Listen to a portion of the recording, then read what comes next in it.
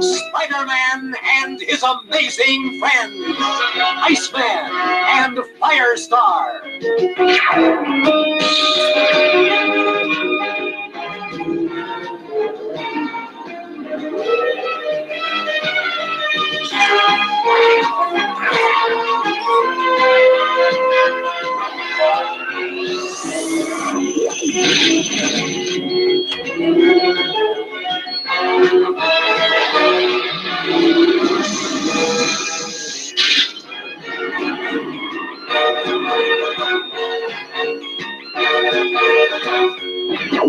Spider-Man and his amazing friends.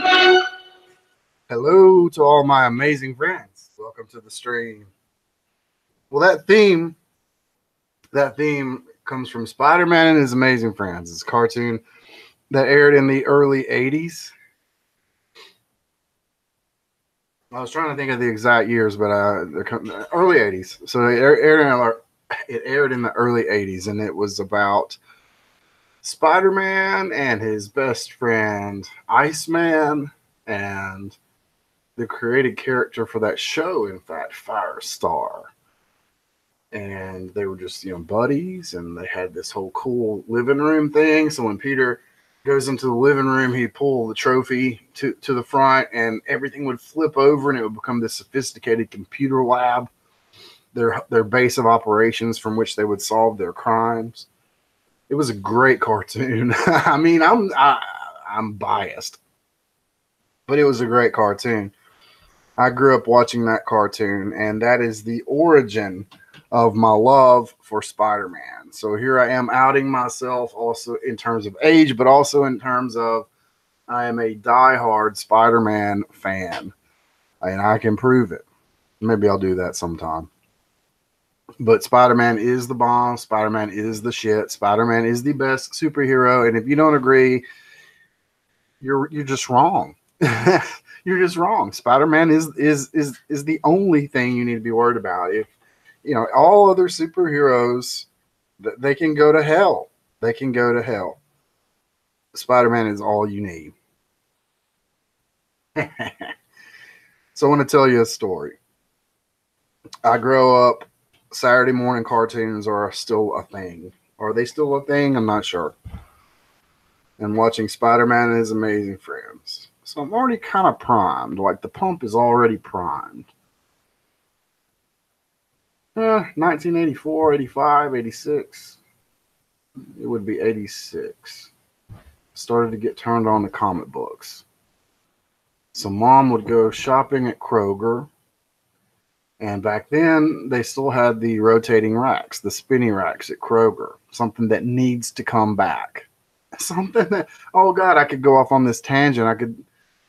We need the spinny racks back, folks. We need the spinny racks. Like, all of the comic book problems would be solved if you could fucking figure out how to cut Diamond out of the equation and get the spinny racks back in the grocery stores. I'm a firm believer of this. I'm a firm believer of it because mom would go grocery shopping at Kroger. And I don't want to walk around the grocery store with her while she's looking at tomatoes and shopping for the best price, for hamburger. That's not interesting to a 6 and 7 year old kid. So she turned me loose at the rotating rack at the magazine section at Kroger with the instruction that you can pick out one book. And we're talking about back then, they're like 65 cents. They're 75 cents a book. The annuals are $1.25 at the most. Mom's making me pick out one comic book. Yeah, I grew up in a thrifty environment. Let's put it that way. So I get one comic book. Well, I got here's a guess. Take a guess. What do I pick? 9 times out of 10, a Spider-Man title. I'm not a collector. By the way, this is the magic of comic books. I'm not a collector. I'm not looking for the most valuable comic book, the one that I can put on in a backboard mylar bag to save. I'm looking for the one that interests me. I'm looking at the covers, and I'm looking for the one that interests me the most. And I'm sitting there, a kid with the rotating rack, and you've got your Superman. And Superman, you know, how do you turn down a Superman? Superman's there. You got your Batman. You've also got your X-Men. You've got your Iron Man.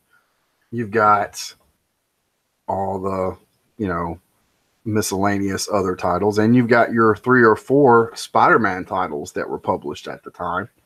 And that would be Peter Parker, the Spectacular, the Amazing, of course, the Web of.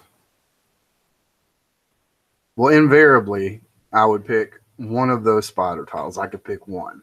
Now, there were a couple occasions where I got completely torn. Oh, God. This Amazing title. Oh, God. And this Web of title. Oh, God.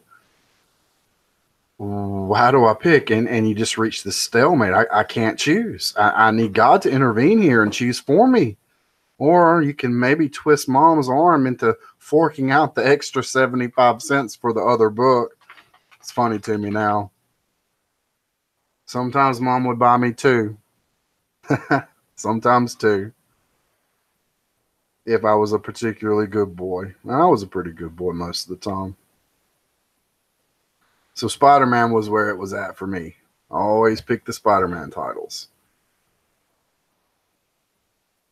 Spider-Man. I think about that guy a lot. The guy is part of me. I think that if anyone, any comic book lover out there, any lover of superhero lore out there, understands that. You've got your Superman guys. You've got your Batman guys and girls. I'm going to talk about that too. But you have your favorite superhero because that superhero speaks to you in some way. For me, you know, Spider-Man's is low-hanging fruit. He's the regular guy. He's the regular guy, and he's got regular problems. That's the whole damn point of Spider-Man. A regular guy with regular problems, and with great power comes great responsibility. I'm going to say it right. With great power, there must also come great responsibility. And Spider-Man's got girl problems. I mean, the thing about the Spider-Man book is that they're Peter Parker books as much as they're Spider-Man books. The thing about the Spider-Man books is that he has all these shitty fucking life problems like everybody has, but he also gets to put on a costume and go web swing through Manhattan, and he gets to win the day. And, you know, probably he gets to have sex with Mary Jane Watson. Pretty cool guy, right? Hell, I wanted to be that guy. I would imagine swinging through Manhattan, man, shooting those webs and web swinging. Here I am, a full-grown man, and I would give it all if I could experience web swinging. I don't think I'm even joking. Web swinging. So, is it 2001 or 2002? Early 2000s, it comes out that Spider-Man is going to get his live-action film. Suffice it to say, I was stoked. Spider-Man finally gets his live-action treatment. I'm going to get to see web swinging. It's hard to explain how excited I was about that movie coming out. I was there opening day. I liked it. I still like it. In fact, I still think it holds up as one of the better superhero treatments on its own terms. And it kind of pains me to say this because I do like that movie and I was super excited to see that. And in fact, as a side note, a lot of people ripped on the CG at the time. I still like the CG. I think the CG was good. The web swinging was good. I can watch the web swinging anytime. I got my web swinging fix from that movie. There's something about that movie when I try to put my finger on it. It's not quite Spider-Man. again, I can't quite put my finger on it. Is Tobey Maguire cast too old for the role? Too old for, Tobey Maguire looks literally 30 years old at the time, playing a high school aged Peter Parker. There's something about that movie. I don't even know what the organic web shooters. Yeah, I can live with that. I actually can live with that. It makes the narrative a little easier. You don't have to make Peter a high school genius. It solves a lot of problems. I get it. I didn't have a problem with that. At the time, that was a huge controversy. I don't have a problem with the organic web shooters. I prefer the mechanicals, but I don't have a super problem with that. I understand the narrative simplicity that it provides. But something about the original Spider-Man film, to me, is not quite Spider-Man. It's not quite Spider-Man. It is as close as we have gotten, but it's not quite there. It is not 100% the movie that the web swinger deserves. That's all I want to say. Spider-Man 2, I like it. I like it. I don't like the unnecessary narrative complication of Doc Ock's arms having their own AI and that whole chip blowing on the back of his neck to explain his I don't like any of that shit. I don't understand why you don't just make him an evil scientist. I've never liked that about that villain. That, to me, that ruins the whole fucking movie. I can never get past the fucking inhibitor chip exploding on the back of his neck. I get it works. That's my problem with that movie. Spider-Man 3, what is there to say about emo Peter? Fuck that movie. Fuck it completely. It went off the rails. The Amazing Spider-Man. No. No. I reject that movie. That's not Spider-Man. That's not Peter Parker. Andrew Garfield, no. We still got the 30-year-old actor playing Spider-Man. We've got the barely verbal. He's barely fucking verbal. He's all like, emo and shit. Spider-Man 2 is just a mess. It's a mess of a movie, but they got the costume right. So, again, what's happening here is we're getting pieces of the puzzle. We're getting pieces of the puzzle spread across, at this point, 5 movies. And now we've got Spider-Man Homecoming, which I think is a fuck. Oh, I shouldn't cuss so much. I try not to, because kids might actually watch this. And I despise Spider-Man Homecoming. I can't watch it. I find it unwatchable.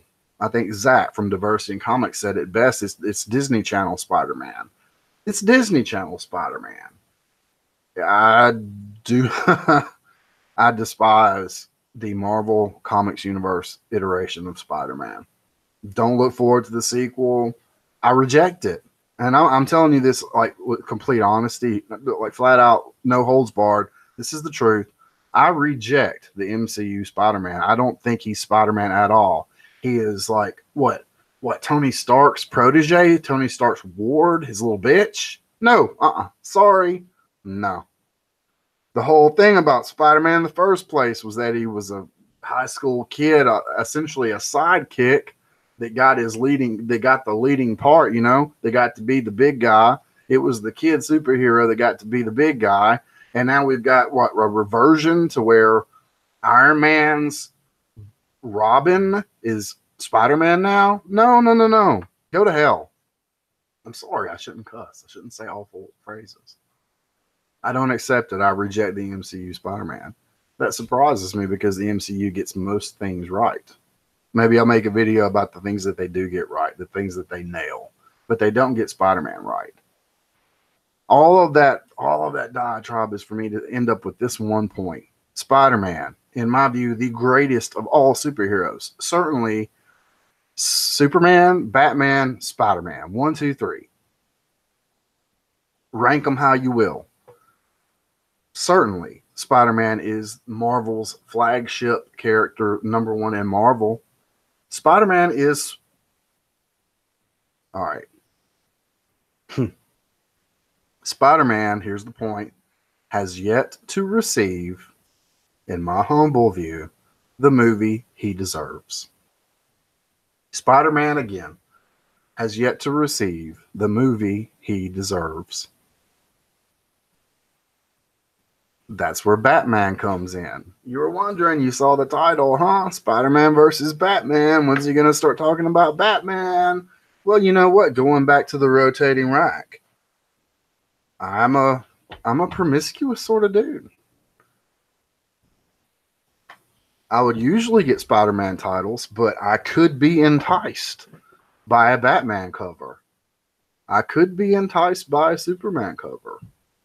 So the occasional Batman comic was picked up on that trip to the grocery store.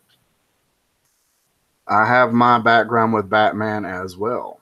And I have a lot of respect for that character, the detective, the pinnacle of human training, the pinnacle of a determined man, a man determined to make a difference in his city with the resources available to him, hones his body, hones his detective skill. Batman, the world's greatest detective.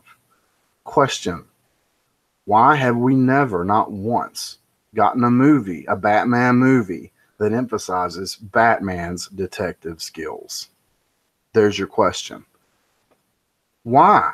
Where is that movie? I want that movie. That's fucking Batman. I'm sorry about the language. I really am trying to do better here. I'm sorry. Where's my detective movie? Where's my film noir Batman movie? Because that's what I want. Batman, like Spider-Man, has yet to get the movie he deserves. I'm going to say this like completely emphatically. Those of you who like the Christopher Nolan Batmans, you're retarded. Those movies are trash. All three of those movies are utter trash. With the, I'm going to talk like this because I'm Batman. Ugh. Go to hell. Those movies are trash. Rubber-suited trash. Heath Ledger's psychopath Joker. No. That's not even Jack Nicholson. Give me Jack Nicholson, man. I don't understand people when it comes to their Batman lore. Like, I understand that it's all trade-offs, you know? But I do despise the Nolan Batman pictures. I think that the 1989 Batman film, my God, I can't believe the name of the director just flew right out of my brain. It'll come back to me. Michael Keaton, Jack Nicholson. It's the best Batman picture, and it's deeply flawed, but it is the best Batman picture. It's deeply flawed. Let that sink in. But it's the best. It's the only Batman picture that I can watch, that I can sit down and actually rewatch. All the rest, literally every other Batman movie, I can't even finish on rewatch. I've seen them all, but I can't rewatch any of them. I can get through the 89 Batman picture. God, I wish that director's name would come to me.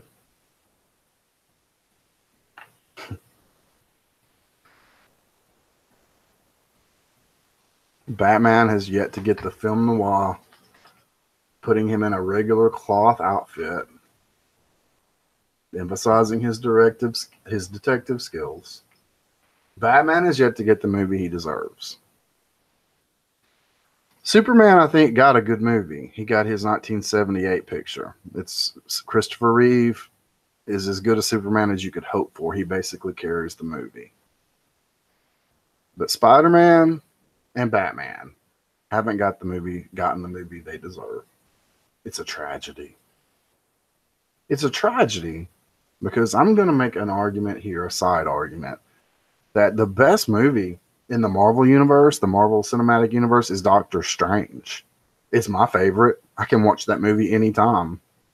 It is a clinic in efficient filmmaking and gets right to the point of that character. Gets the origin story out of the way in 10 minutes. Watch it again, folks. Time the origin story. It takes 10 minutes to get his origin out of the way. The rest of the movie is nothing but character development. It is a beautiful piece of cinema. Doctor Strange, a B-list, maybe a C-list Marvel hero, has gotten the movie he deserves. Ant-Man. Ant-Man, D-list. Who even gives a shit about Ant-Man? He got the movie he deserves. Iron Man. Iron Man, the first movie of the Marvel Universe, Iron Man, who was a thorough B-list character before that movie came out. He got the movie he deserves. So why are we sitting here? Spider-Man, now what? 1, 2, 3, 4, 5, 6. 6 films deep, are about to get a shitty 7th. Not getting the movie that Spider-Man deserves. We're not going to get it. And Batman, who knows? The DC cinematic universe, the DCU, is such a train wreck. Man, I feel sorry for you DC folks. Batman's not getting shit. Hell, not for the next 10 years. So here we are. Us Spider-Man and Batman fans, let's commiserate. Let's commiserate. We're not getting the movie that we want. At least this Spider-Man fan hasn't. We don't get the movies we deserve. It's a hard knock life. This video was inspired by a Batman girl. I love the fact that there's a Batman girl in the world. Nerdette's Newsstand, her YouTube channel. She's getting harassed on Twitter by the anti-Comicsgate side of things, who claim that they don't harass, and then they send her awful messages, which she posted today. And it just brought her to my attention. I'm subscribed to her channel. You should too. She's a Batman girl. I love this. I love that there's females out there who love Batman so much they make videos about Batman comics. I didn't know women like that existed. It's cool. So support her. She didn't, not anything she did, we didn't speak about it, but I was thinking, she loves Batman. Batman sucks. She needs to learn how to love Spider-Man. I love Spider-Man. But you know what we have in common? A complete cinematic disaster. Neither one of us are getting what we want. That was the origin of this video. Well, all right, that's my live stream for today. Peace out.